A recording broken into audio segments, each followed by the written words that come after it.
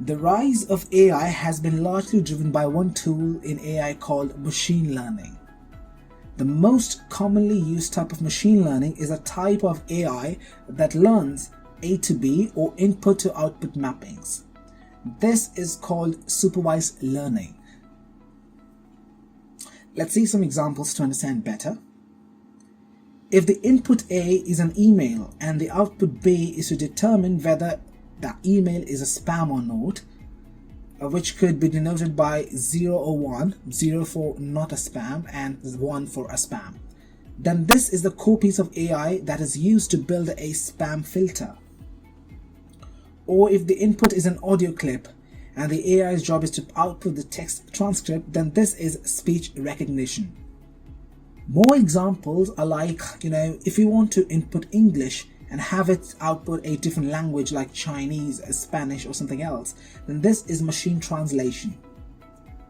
Or the most lucrative form of supervised learning of this type of machine learning may be online advertising, where all the large online ad platforms have a piece of AI that inputs some information about an ad and some information about you, and then tries to figure out will you click on this ad or not.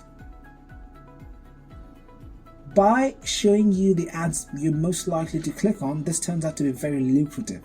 Maybe not the most inspiring application, but certainly having a huge economic impact today. Or if you want to build a self-driving car, one of the key pieces of AI is in the AI that takes as input an image and then some information from the radar or from other sensors and output the position of other cars so your self-driving car can avoid hitting the other cars. This set of AI is called supervised learning. Supervised learning just learns input to output or A to B mappings. On one hand, input to output or A to B, it seems to be quite limiting, but when you find a right application, this can be incredibly valuable.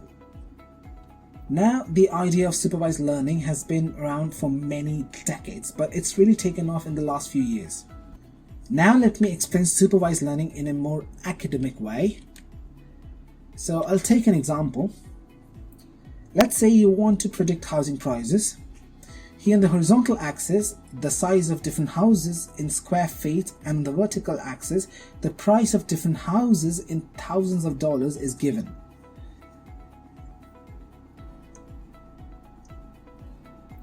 So given this data, let's say you have a friend who owns a house that is, say, 750 square feet. And they're hoping to sell the house and they want to know how much they can get for the house. So how can the machine learning algorithm help you in this particular instance? One thing is a learning algorithm might want to do is put a straight line through the data, or as we say in the machine learning lingo, we say we fit a straight line to the data. Based on that, it looks like maybe the house can be sold for maybe $210,000. But maybe this isn't the only learning algorithm you can use, and that might be a better way, a better model that we can expect. For example, instead of fitting a straight line to the data, we might decide that it's better to fit a quadratic function or say a second polynomial to this data. If we do that and make a prediction tree, if we do that and make a prediction here, then it looks something like this. Well, maybe they can sell the house for closer to $300,000. There's no fair picking whichever one gives you your friend the better house to sell, but each of these would be a fine example of a learning algorithm. So this is an example of a supervised learning algorithm.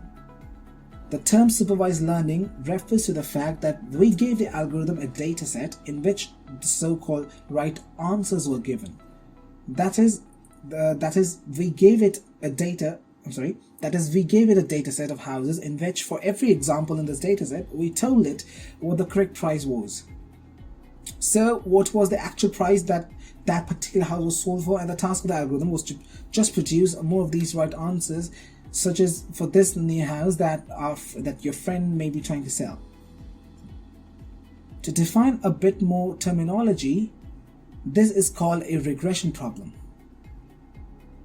By regression problem, I mean we're trying to predict a continuous valued output, namely the price. So technically, I guess prices can be rounded off to the nearest cent.